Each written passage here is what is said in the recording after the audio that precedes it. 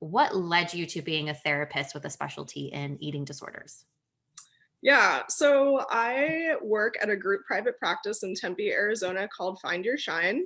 As a practice, we specialize in treating trauma and anxiety.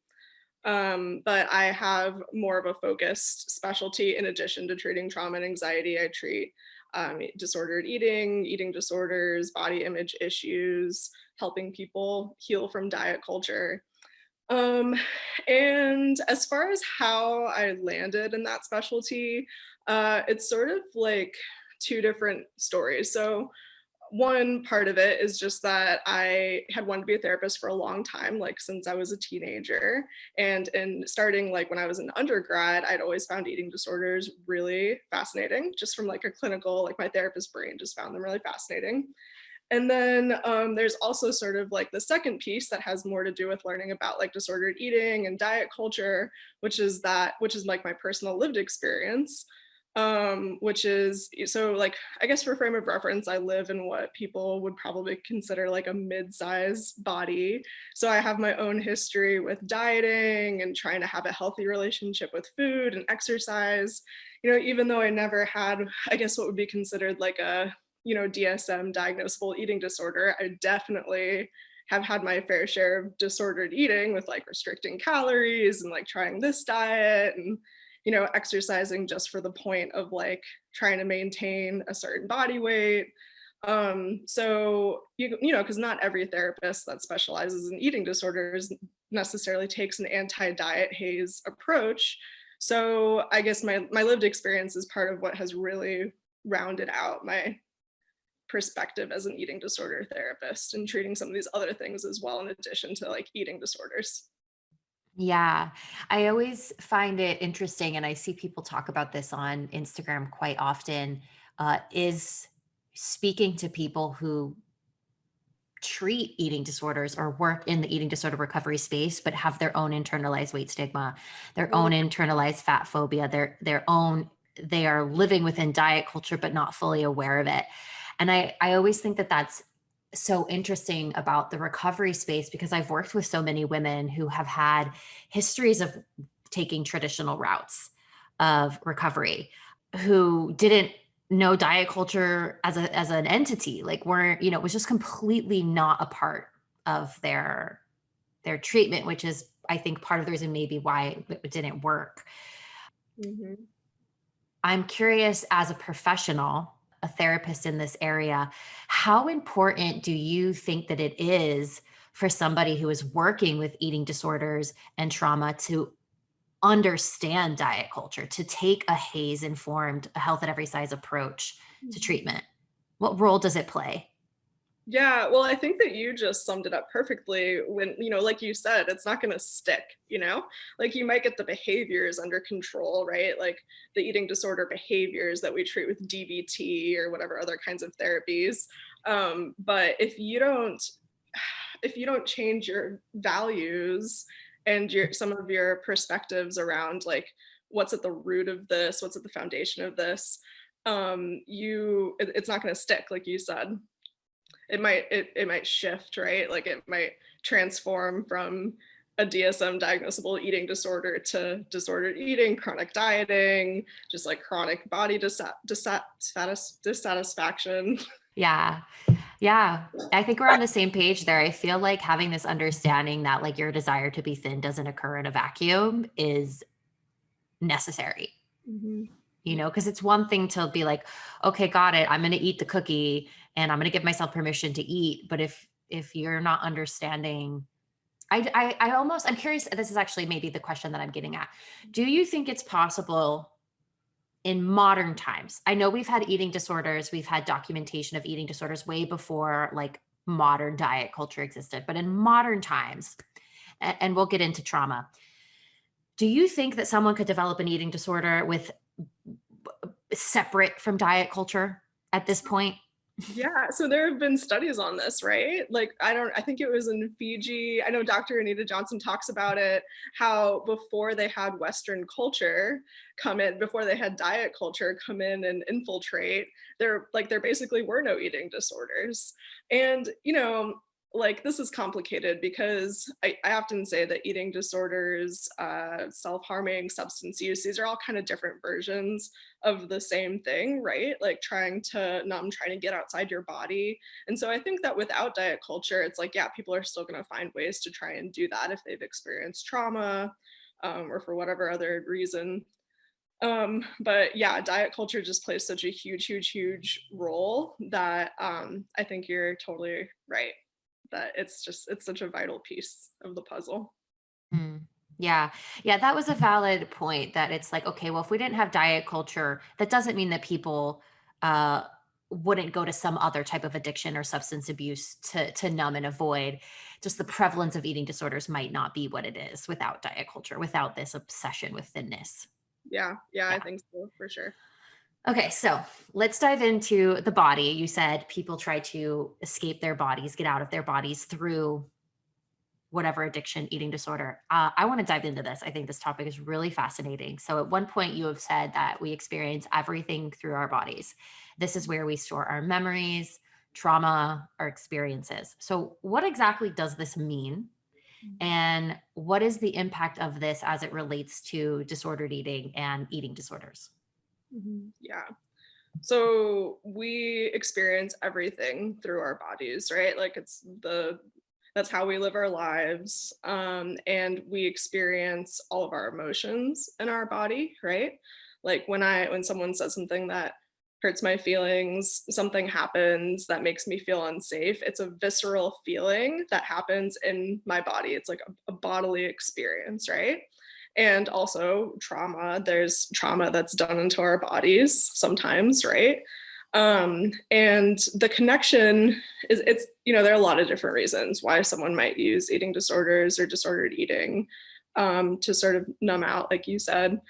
And it could be like, again, trying to avoid feeling those feelings.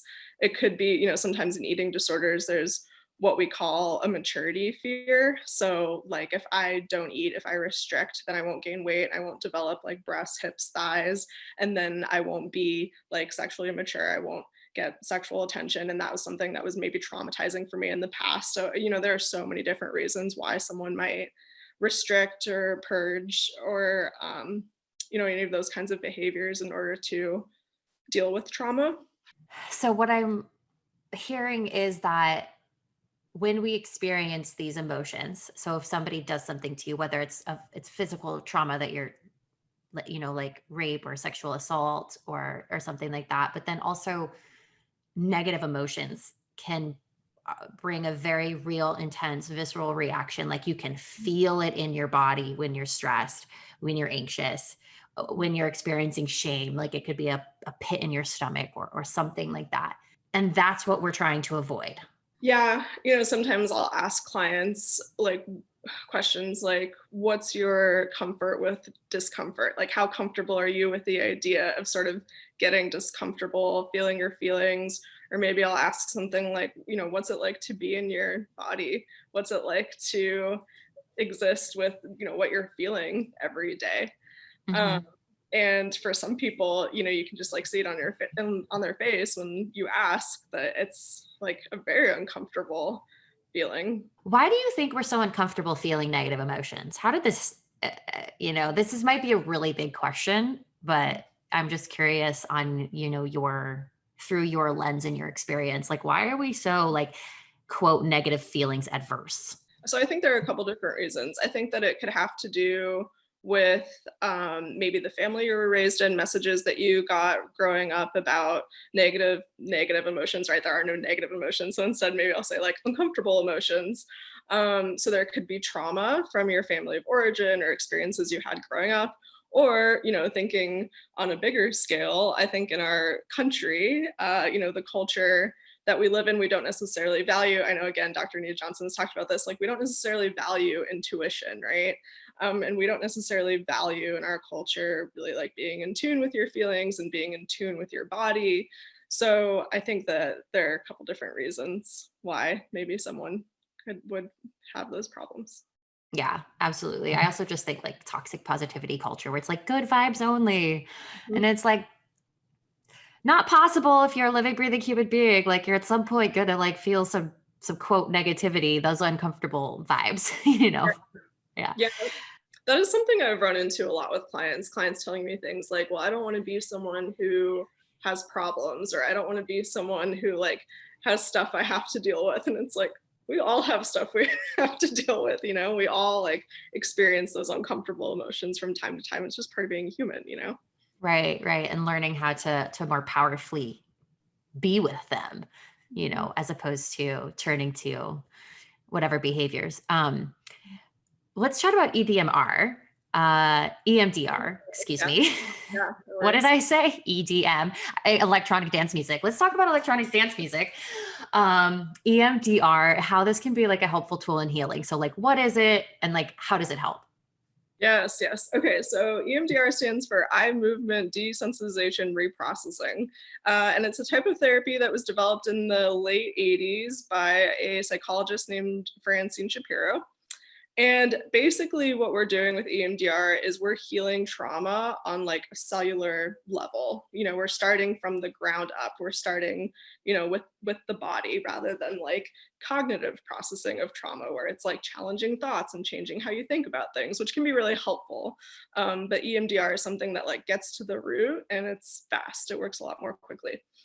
So basically, the way I explain this to clients and like to my students is EMDR is based in the science behind REM sleep. So, a lot of people know that there are different stages of sleep.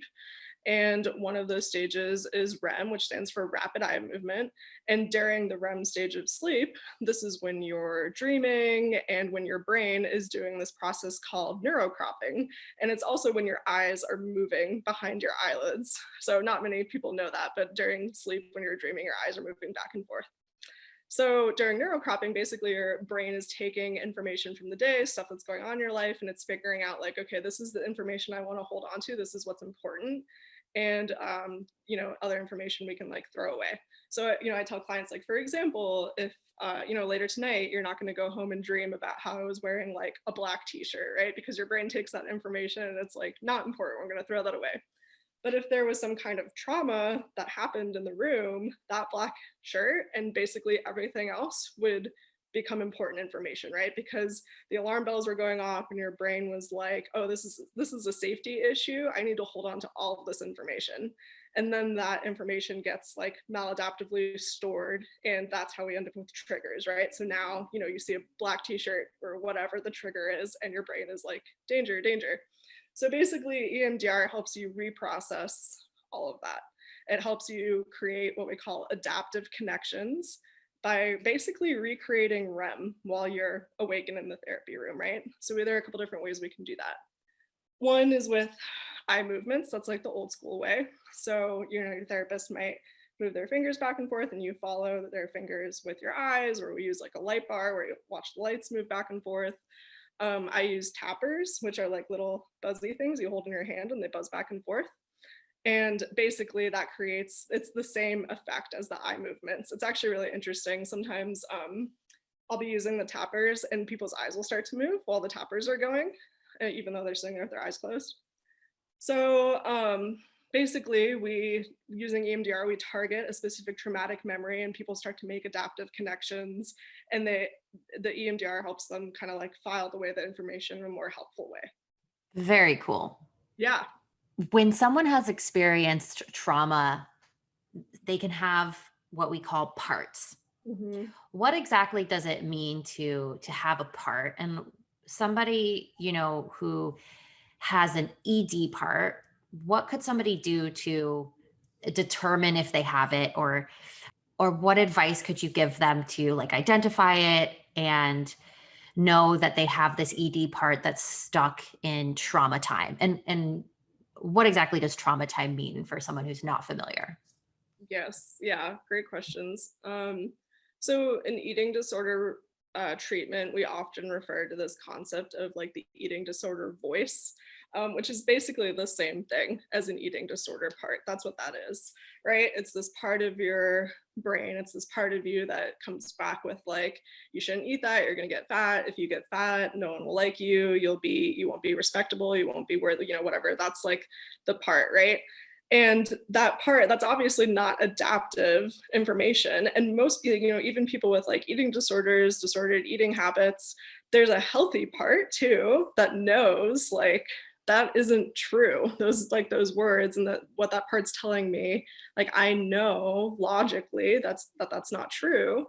But if there's trauma connected to like, for example, so like maybe someone straight up told you when you were a kid, like if you get fat, you're not going to be, lovable, worthwhile, or you got those messages in one way or another growing up, right? That's where that part is stuck, right? Like that was the trauma experienced at one point or another. And so that's where that part is living. And that's again, like those danger warning signs. That part it exists for a reason, right? Like it's trying to do you a favor. It's trying to help you out. It's trying to protect you more than anything.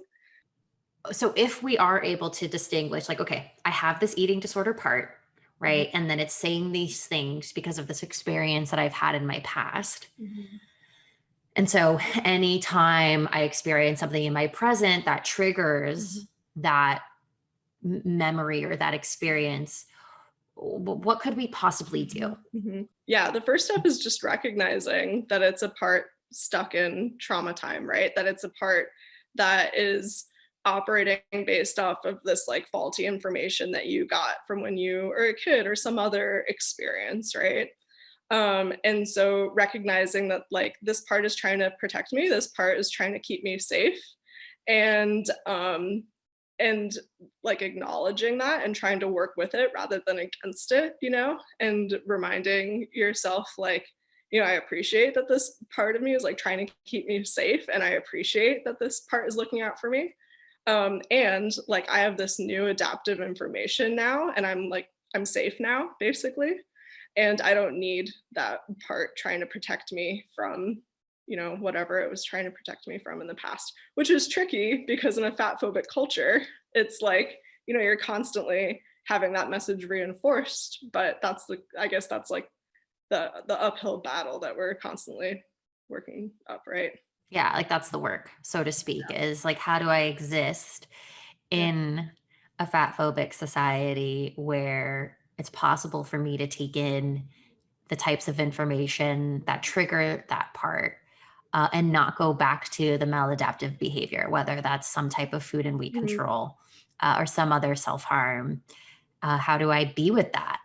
And understand that, like, while yes, that part of me that wants me to go on a diet, that wants me to engage in food and weight control is trying to like help me avoid having to feel whatever I felt when I experienced that trauma, but knowing that it's not actually helpful at this point anymore. Like it's not protecting you anymore. It's causing further harm through these maladaptive behaviors. So it's like, how do you address that? How do you work with that? Yeah, constantly trying to figure out a way to constantly like remind yourself that you're safe is like it's the work, like you said, right?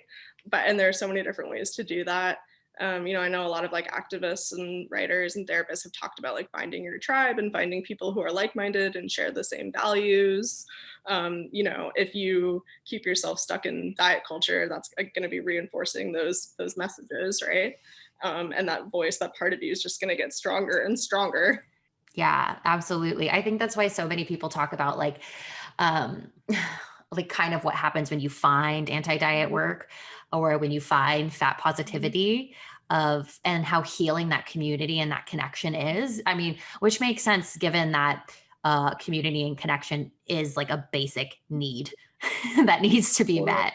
And so I could see why shifting that community could be so healing in addressing that part. But I also am curious of your thoughts if you're able to distinguish, like, okay, this is a part of me, it's not Mhm, me, but it is a part, it exists, and you have that awareness and that separation, how helpful is that separation of being able to say, like, oh, there's that part again, as opposed to thinking that that part is you and it's the truth and it's fact? mhm.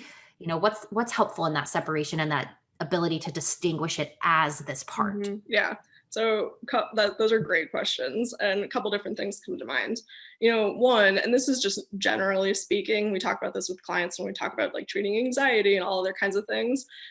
the first thing is to remember that your thoughts are not facts, right? Like just because you have a thought that exists in your brain does not, we feel like it's true, right? Because it pops up automatically and it exists in our head, so it feels true, right? But our thoughts are not always true. So approaching thoughts that we have with curiosity rather than taking them in as fact, super helpful. Carolyn Costin, she wrote a book about that's really popular. I think it's 8 Keys to Eating Disorder Recovery or something like that. And she talks about facilitating a conversation with the eating disorder voice or the eating disorder part and thinking about it as a conversation. But then she notes always making sure you get the last word, right? And so like your healthy self is going to get the last word in this conversation. And if you approach that part with like curiosity and kindness rather than judgment or frustration, the conversation is going to be a lot easier. And you might notice that that part is more willing to like simmer down, take a back seat, like just kind of step off to the sidelines for a little bit. Yeah, absolutely. So I love that. That's a really great practical tip for anybody who's listening is to get into conversation with that part and come at it from curiosity and kindness. Like real good golden nugget right there. Yeah. It takes um, practice, but it is helpful. yeah, I know. I definitely think it takes practice for sure. It's a skill, and I actually think that that's a skill that when you develop that over time, and you can be in conversation with these thoughts and these beliefs, that's how you become more empowered and more equipped to deal with negative, uncomfortable feelings. I'm using air quotes for those listening, without going back to those maladaptive behaviors. It's like you can find more self-loving ways to cope, even with that ability to be in conversation, which I think is can be a radical thing for people. Yeah. To be like, oh, you're not your thoughts. They're not always true. Oh, I can have a conversation with this part of me. Like that's like some big shit, you know? Mhm, mhm, mhm. Yeah. Yeah, it sounds so simple maybe on the surface, but then putting it into practice, it can be radical, like you said. Yeah. So let's talk a little bit more about trauma. Mhm. I am somebody who I have a personal belief that like we all experience little t trauma, Oh, that that's yeah. like unavoidable. But I think a lot of people will come to this idea of trauma and only think that trauma is big T. And Right. that if you like didn't experience like a really traumatic childhood, like why are you so fucked up with food? Something like that. So what is big T trauma? What is little T trauma? And you were nodding your head when I was like, everyone experiences little T trauma. So what's your, opinion on this? Yeah. So, like you said, big T trauma is, I think, what people typically think of when they hear the word trauma, right? Like, if you were in combat war, if you were in a car accident, if you experienced like physical or sexual abuse as a kid, those are the kinds of things where it's like everyone typically will look at that and can say like, oh yeah, that's definitely trauma, right? Some examples of little T trauma that always come to mind are like bullying, I think is a good example. Um, Neglect is one that I often hear referred to. So basically, something that's important to understand is that trauma is anything that threatens our sense of safety, right? And that's totally subjective. So one thing that's traumatizing for me might not be traumatizing for you and vice versa, right? But it's anything that threatens your sense of safety. And you said earlier that like a sense of community is so foundational and that sense of like belonging and fitting in is so necessary. We all need that, right? And that's absolutely, if that's threatened, that absolutely can threaten your sense of safety, right? So like, for example, I have a client who told me that she has this really vivid memory from when she was in high school and some girl made the comment that like her calves looked really weird and were really big or something. If you are getting this message that you don't fit in, there's something wrong with you don't belong, those turn into these internalized negative beliefs of like, I'm unlovable, I'm unworthy. That threatens your sense of safety. Yeah, that was really well said. Yeah, like it's just something that threatens your safety. And it could be, when you were recalling that like story of your client, it makes me think of like when I got in a fight with my group of girlfriends in high school and like I kind of got like booted out of the group. Mm, And it's one of those like really traumatizing memories. Like it just was just so painful to feel like I didn't belong and I didn't fit in and I did something wrong and whatever. And I think that's relatable. Like I think that most of us could look back and have some memory from school of not fitting in or somebody saying something to us, and we might not consider that a trauma. So for people who are listening, who are like, "Oh, I've had something like that happen," Mhm, how might that be showing up in their life? Like, mhm, how could something like being picked on, being bullied, the falling out of a friendship, how could that be showing up in somebody's life right now and be something that they would maybe need to heal or do some work around, as opposed to being like, ah, it's in the past, it's so dumb, it doesn't matter. mhm. Yeah. So, you know, my first clue when my client told me that story, my first clue that it was traumatizing for her is when she told me, "Oh, I have this really vivid memory," right? Like it's the image is just so vivid in my mind, or you know, now in this present moment when I think about it, it brings up sort of this like visceral reaction. Like I feel distress now in this present moment when I think back on the experience with those girls or whatever the experience may have been. So that's one clue, right? It brings up any kind of distress or visceral reaction for you. And noticing too, getting curious about any of those internalized negative beliefs that may be there when these things come up, right? Like this feeling of being unlovable or being unworthy, or this, you know, this generalized assumption about yourself that's cropped up of like, I don't fit in, or you know, I'm not worthy of like healthy friendships, or I'm not someone that can like have good friendships. I know I've heard you talk in the past about like the sisterhood wound. I think that is maybe that ties into this. That's like a good example. I think, I mean, there's so many different ways that these types of traumas can show up in your day-to-day life. You know, as you were talking about like the experience with other girls, looking at your relationships and patterns in your relationships, that could be a clue, you know, depending on what the experience was maybe like. If you have a lot of experiences, a lot of traumas around food and dieting, and you know, if you were put on a lot of diets as a kid, or if people made comments about your weight, that kind of, those kinds of traumas, you know, if you get curious about your present day experiences and thoughts and feelings about food and weight, like you absolutely could start to make connections between those things there, and you'll absolutely start to notice lots of patterns. Yeah. So, kind of what I'm hearing is, if the first step in any of this is just like awareness. It's just taking a look at like, okay, so what are those vivid memories that you have? What are those things that really stand out for you? And that Mhm. just takes time to, you just want to be aware to it, explore, noticing if if it brings up any intensity in your body and any type of visceral reaction. And then also maybe seeing where something similar is playing out in your current life. Mhm, Those would mhm. kind Yeah, of be like the first steps to maybe addressing it. yeah, yeah. I think those are absolutely some good first steps. I know that in intuitive eating, the creators of intuitive eating ask people to look back on, you know, what are your experiences with dieting?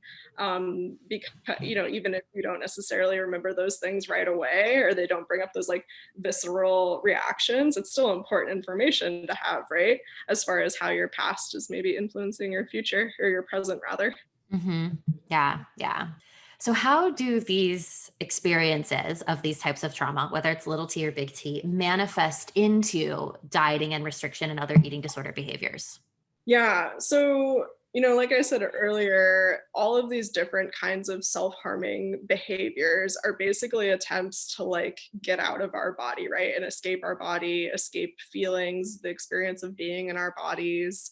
In eating disorder treatment, there's this concept of like, you know, the floating head, right? Like if I can escape my body, I'll just be all cognitive, right? Like I'll just be all up here. I won't have to experience things. I won't have to feel my feelings. And you know, if we have experienced trauma, like it's painful being in our bodies. Feeling our feelings and being in our bodies is a painful experience. You know, like most kinds of trauma lead to feeling that way. So yeah, essentially if we can, the idea is like if we can escape our bodies with all these different behaviors, it'll, things will feel easier in the short term. Mm, right. So, what happens in the long term, though? Like, if we're going up in our head, and Mhm, maybe that's like obsessive thoughts, micromanaging, not being willing to feel, like not willing to go there. It's like, oh, you start to feel that. Like, I'm kind of imagining like somebody, even myself, maybe you start to feel that intensity arise in your body, and you're like, oh, nope, bad, gym, cookies, restriction, planning out my next diet to like avoid feeling that. What's the long-term impact of that? Like how effective is it? What Yeah, happens? yeah. So it's definitely not sustainable and not effective, just I know exactly what you're getting at. We harm ourselves long term with some of those escape behaviors or those like maladaptive coping behaviors. And our window of tolerance gets smaller, right? So there's also in trauma this concept of the window of tolerance. So basically, the window is where like stuff happens and I can tolerate it without being dysregulated or hyper aroused or hypo aroused, right? Everyone has a different size window. People who've experienced a lot of trauma tend to have smaller windows, and trauma is something that will shrink your window of tolerance. And it can shift day to day, right? So, like, if I woke up this morning and I didn't have breakfast and I didn't get good sleep last night and I'm worried about like this thing with my coworker or whatever, then maybe that particular morning I'll wake up with like a smaller window of tolerance, the stuff I can tolerate without getting hyper aroused, which is like, a panic attack is an example of hyper arousal, or hypo aroused is like dissociation, which again goes back to some of those self harming behaviors. Anyway, so yeah, I think a lot of this work has to do with the window of tolerance and helping clients, helping people to be in their window and kind of like teaching your brain and retraining your brain that I can like grow my window. The amount of stuff that I can tolerate is actually like wider than maybe I think. And with practice and gradually sort of like building this tolerance, I can grow my window and I can just like feel better day to day, really, is what it comes down to. Yeah, yeah, like you can hold more of that negativity, or I say negativity lightly. I think that's just because that's the word we're used to, but you can hold more of those uncomfortable feelings Mhm. without it influencing your behavior. Like you expand that window, Mhm. your willingness to be with that intensity. And if you're more willing to be with it, you don't need to try to escape it and avoid it, disconnect from the body. You're just like, okay, I got it. I'm dealing with this anxiety right now. I'm willing to feel it. Maybe I'll take a walk after work or Yeah, whatever. yeah, yeah. And it's a really powerful thing to be able to teach your brain that you can tolerate distressing emotions. That I think it's like one of the keys to eating disorder recovery, and recovery for a lot of things really is just this concept of like I can tolerate distress, and if I feel really big painful emotions, it will not kill me. Like I can tolerate it. Which is like Yeah. huge. Like to really get that you have the capacity to feel these feelings, that it's okay to feel and that you have to feel to Mhm. heal. And that you can gradually increase your willingness to be with them. I'm a big fan of Dr. Stephen Mhm. Hayes, an acceptance and commitment Mhm. therapy, um, and his concept of willingness and turning up the willingness Mhm. dial to feel them. Mhm. Mhm. You know, I haven't ever heard the window of tolerance before. That was a new term that I learned today from you, but I Yeah, love it. yeah, it's when people are training in trauma therapy and EMDR, that's one of the first concepts that we learn. Nice. So Yeah. cool. So, what is your take on negative body image and how we can heal and transform it? Mhm, mhm, yeah. So when I think about negative body image, I go back to like learning about values and diet culture, how diet culture shows up in your life, how diet culture has affected you in the past, rather than like, with eating disorder behaviors. I think DBT, EMDR, I mean, you can absolutely do EMDR around body image. But I think less about some of those like traditional therapeutic modalities and more about like what are you asking questions, exploratory questions like what are your values? How are you living your values right now? How are those showing up in your life or maybe not showing up in your life? And how is that making it easier for diet culture to sneak in and feed you these negative ideas about your body? So, I'm assuming based on what you had shared about your own history of having, some issues with diet culture and disordered eating, what helped you or what has helped you? I don't want to make assumptions about where you're at, but what has helped you with your own body image? Like what maybe information or tools or mindset shifts, or what did you have to learn or cultivate to get to a place where you no longer felt like you actively had to pursue weight loss or to change your body or fix your flaws or whatever? Yeah. So I think for me personally, it was one of the first things was learning the facts about diets and how they do not work, basically. the facts about like how many calories we really like, the reality of how many calories we really need, and the reality of how like what happens when you eat, what does your body do with the nutrients that you absorb, and like demoralizing food was another really big thing for me too. And so both those two things, and also I think another big thing for me was learning more about diet culture and learning more about like the history of diet culture. Like Sabrina String's book recently has been really important. Christy Harrison has been really important for me.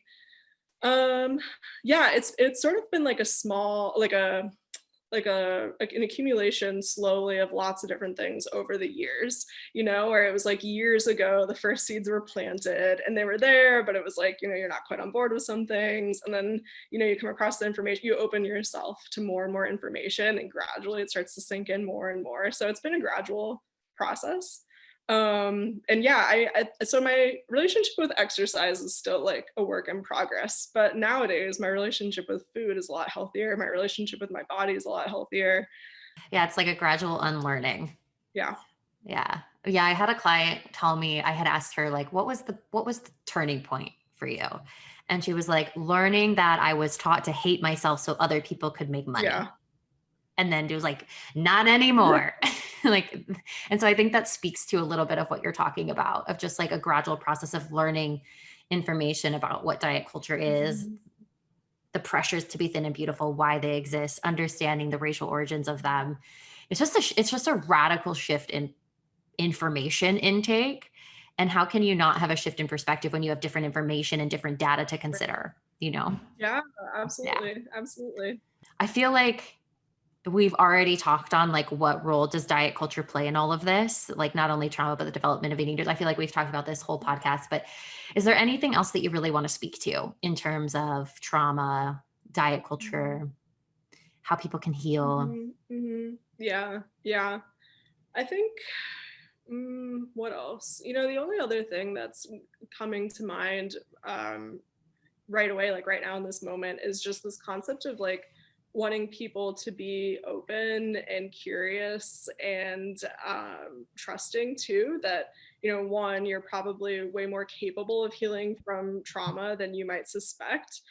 And again, this like willingness to be comfortable with discomfort, this willingness to get curious. There's so much to explore when it comes to like what's my relationship with food, my history with my body. There's so much there that people might not even realize, as far as like messages you got in your family growing up, or from your community growing up. And there's a lot to dig into, and I hope that I really want to instill clients with like a willingness to be curious and open to that stuff.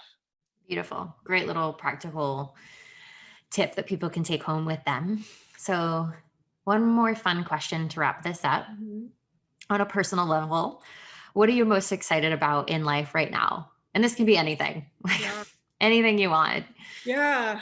I don't know. I feel very fortunate in a lot of ways. I'm very excited about a lot of different things, a lot of like mostly career related things. At Find Your Shine in Tempe, it really feels like the sky is the limit. Like there's just no end to different cool things we can do there, and our practice is growing. And so I feel fortunate to be there. In my personal life, I'm continuing to do more writing. I'm currently in the process of, I'm like waiting to find out whether a writing project I'm working on currently will be acquired. So that's like very exciting for me. Yeah, Yay. fingers crossed. We'll see what happens. And this is a big growing opportunity for me, because I'm trying to internalize this message of like, even if it doesn't work out this time, I'll keep writing, and like something might work out in the future, and that's very exciting to me. I'm excited to travel again once COVID cools down. Like everyone has said that. Yeah, Yeah. yeah. Yeah. Yeah, we were on our honeymoon 2 years ago, and so I keep getting the reminders like from Google Photos and Facebook with our honeymoon pictures, and I'm yeah, it's like it's very bittersweet, because we had a trip planned for over the summer, and just like everyone else, plans got canceled, things had to be changed around, which is like it's okay, we're keeping people safe, and that's important. But I'm really looking forward to when we can travel again for sure. Yeah. Yeah. So this has been great, Emma. It's been so fun to chat with you and learn from you and have your wisdom and expertise on the pod. I know it's going to be helpful in encouraging people to come at things with openness and curiosity. If people want to learn more about you, if they want to connect with you, where can they do that? Where should they go? I'm assuming they would have to live in Arizona to work with you. If that's not the case, tell me all the things. Where can people find you? Yeah, yeah. So you can follow our practice at Find Your Shine Therapy on Instagram. It's great, by the way, the account. Yeah, I contribute, but Jamie, our practice owner, is mainly the one who like makes it what it is. And yeah, I agree, she does a great job with it. You can also follow me on Instagram. I'm at Lauer. Right now, I will warn people, it's like mostly pictures of my dog, but I'm working to like add more eating disorder stuff and stuff about diet culture. But yeah, mostly it's like stories of my dog and pictures of my dog and my husband. Yeah, and we have a website, findyourshinetherapy.com. Cool. Awesome. Thank you so much, Emma. It's been great to chat with you. Yeah, thank you. Thank you so much. Thank you so much for listening to the Love Your Bod Pod. I hope you got so much out of this episode with Emma. Be sure to subscribe to my channel and check out another value packed episode of the Love Your Bod Pod.